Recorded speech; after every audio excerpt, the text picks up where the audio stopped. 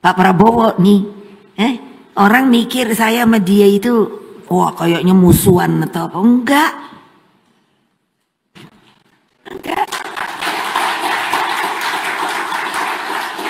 Lah tapi saya bilang, Mas, kita kan boleh dong. Saya ketua umum, kamu ketua umum. Kalau kamu dibegitukan, melihat anak buah kamu dibegitukan, apa rasanya sebagai ketua umum? Pasti perasaan kita sama. Bukan sombong. Nah, padahal dia senang saya masakin nasi goreng. Udah lama ada yang ngomong, Bu, ada yang udah minta nasi goreng. Minta nasi goreng. Loh aku lagi mumet, anak-anakku banyak yang nggak jadi.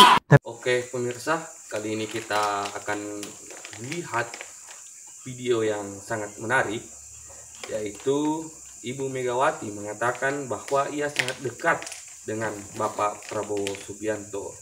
Sampai-sampai Ibu Megawati mengatakan bahwa rindu dengan nasi goreng buatan dari Bapak Prabowo.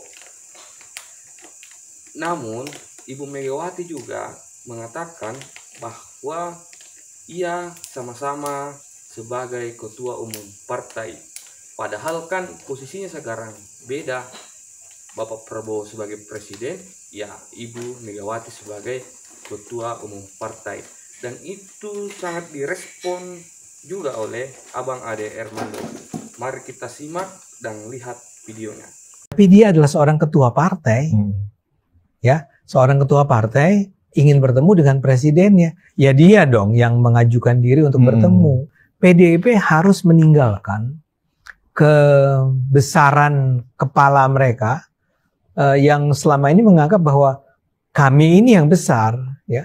Kami inilah yang dibutuhkan, bukan kami yang membutuhkan. Enggak, dalam hal ini kalian sedang merosot untuk mendatangi kediaman Pak Prabowo di Kartanegara saja itu dianggap sebagai bukan sesuatu yang prioritas buat kalangan PDIP. Tapi sekarang kan kondisi sudah berubah, ya. Pak Prabowo sudah jauh berada di atas angin. Kim Plus sudah terbentuk dengan cukup solid gitu ya. Dan ada Pak Jokowi di sampingnya. Nah, sekarang orang mulai melihat bahwa PDIP lah yang berkeinginan untuk bertemu dengan Pak Prabowo. Sejumlah indikasi sudah terlihat nih, ya, pernyataan-pernyataan yang keluar baik dari Bu Mega atau barangkali anak buahnya Bu Mega, ya, termasuk Pak Basarah, ya. Kemudian ada juga dari Guntur Romli, ada beberapa orang lainnya. Itu menunjukkan bahwa mereka berharap sekali bisa datang dan bertemu dengan Pak Prabowo. Nah, dalam hal ini apakah Pak Prabowo mau menerimanya atau tidak, ya terserah Pak Prabowo. Nah, disinilah persoalannya ada pada PDIP. PDIP ini sudah, barangkali sudah, karena sudah 10 tahun mereka merasa berkuasa, mereka tuh memang, kalau pakai istilah saya sejak lama adalah terlalu arogan, terlalu sombong, ya. Terlalu ingin terlihat sebagai pihak yang dibutuhkan, bukan pihak yang membutuhkan.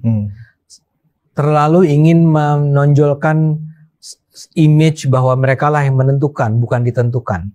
Sehingga selama ini memang tidak tertangkap tuh, ya, adanya kerendahan hati, kesediaan, atau apa ya, bukan kesediaan lah, tapi ya kerendahan hati lah dari pihak PDIP untuk mengatakan bahwa kami ingin bertemu dengan Pak Prabowo. Kita semua tahu apa yang Anda katakan tadi. Artinya tidak semua orang barangkali tahu, ya. Tapi siapapun yang mengamati politik Indonesia akan bisa menengarai, bisa memonitor, bisa mengidentifikasi bahwa saat ini yang sedang membutuhkan bantuan adalah PDIP. Jadi yang Anda katakan benar sekali. Saya rasa biar bagaimanapun PDIP itu butuh adanya proteksi terhadap nasib Mas Hasto, ya. Sebelum ini misalnya kita ingat Bu Mega mengatakan bahwa kalau sampai ditangkap saya akan datang ke Kapolri. Yang sebenarnya salah sekali, ya. Sikap semacam itu salah sekali. Salahnya karena dua hal. Pertama adalah kenapa datang ke Kapolri, ya. Karena yang menyatakan bahwa ini perlu ditahan atau tidak sebetulnya kan KPK duluan, ya. Tapi anyway, biar bagaimanapun itu sudah pernah dikeluarkan pernyataan itu. Itu kan sebenarnya pernyataan yang tidak pantas. Ya, bagaimana mungkin seorang ketua umum partai politik itu merasa bahwa dia itu punya otoritas untuk datang ke Kapolri kalaulah ini karena ditangkap oleh polisi dan menyatakan pada kepala polisi bahwa ngapain lu tangkap anak buah gue, ya. Itu salah, sama sekali tidak simpatik. Tapi lagi-lagi saya ingin katakan bahwa itu lazim ditampilkan oleh PDIP karena gaya mereka yang dalam pandangan saya, lagi-lagi saya ulang, saya minta maaf kepada para penonton, itu menurut saya memang arogan. Nah, karena sikapnya terus-menerus arogan, maka ketika sebetulnya orang sekarang tahu bahwa mereka itu mereka perlu ada proteksi. Pertama dalam kaitannya dengan Pasto, kedua dalam kaitannya dengan walaupun barangkali ini lebih spekulatif ya sifatnya, adanya kebutuhan untuk menjaga jangan sampai Kongres PDIP nanti, dalam Kongres PDIP nanti tidak terjadi intervensi yang menjatuhkan Bu Mega, diganti oleh entah siapa, yang akan ditentukan oleh kelompok luar katanya.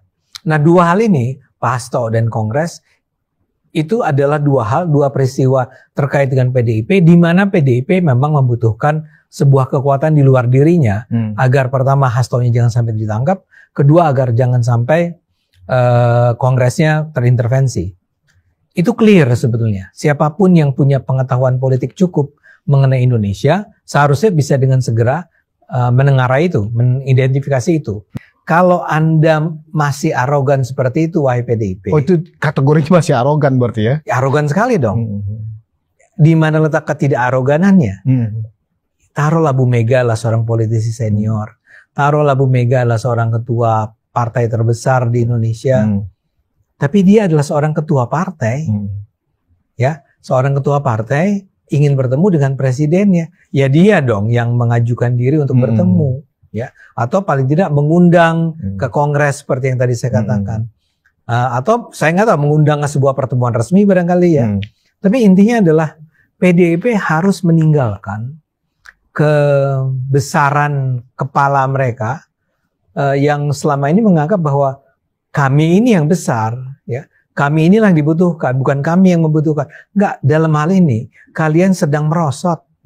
PDIP itu sedang berada pada posisi yang makin lama makin melemah, makin lama makin kehilangan simpati dari masyarakatnya. Yang saya yakin mendukung PDIP sekarang ini adalah betul-betul masih kalangan yang loyalis tulen, ya, yang jumlahnya kemarin berapa waktu? 16%. Nggak enak ya menyebutnya. Hanya 16%. Istilahnya kan kaum lowbat kan.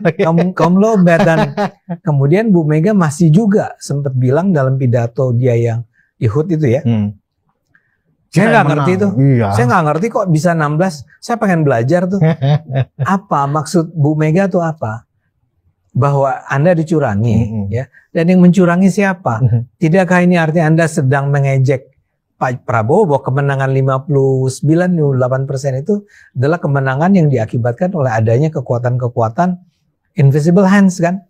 Nah, dalam hal ini kalau Anda terus-menerus PDIP ini, dan itu saya rasa itu emang seperti melekat dengan sangat kuat di kalangan para politisi dan tokoh-tokohnya, Anda tetap tidak ingin kelihatan bahwa Anda itu sekarang adalah kaum yang bersedia untuk lebih humble, lebih rendah hati, lebih bersedia untuk bicara dengan nada yang lunak gitu ya. Kalau Anda tetap tidak mau melakukan itu, jangan pernah salahkan Pak Prabowo kalau Pak Prabowo akhirnya memang memutuskan nggak usah ketemu. Dan dalam hal ini apa yang dikatakan oleh para netizen tuh saya rasa ya sangat benar. Kalau begitu konstelasinya, kalau power relationsnya seperti itu, hubungan kekuasaannya seperti itu, ya mendingan Pak Prabowo dekat-dekat saja dengan Pak Jokowi kan. Ini adalah dua orang yang akan bisa bersama-sama menentukan masa depan bangsa. Dua-duanya populer, dua-duanya pintar, dua-duanya menang dengan angka yang tanda petik meyakinkan kan. Jadi mereka adalah orang yang dicintai rakyatnya.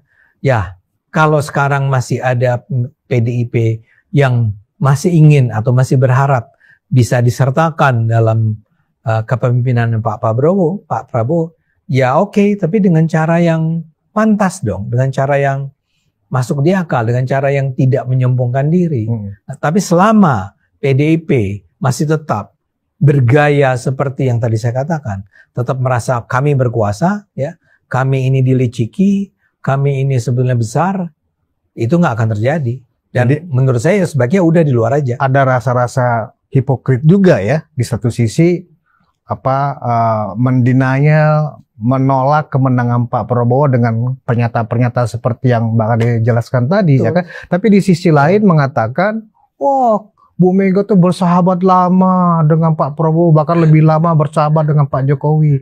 Jadi di depan seolah-olah digauli, diakrabi, tapi di belakang ditusuk. Seperti itu kan model-model gaya politik Bu Mega saat ini. Kayak gini, saya rasa ya itu benar.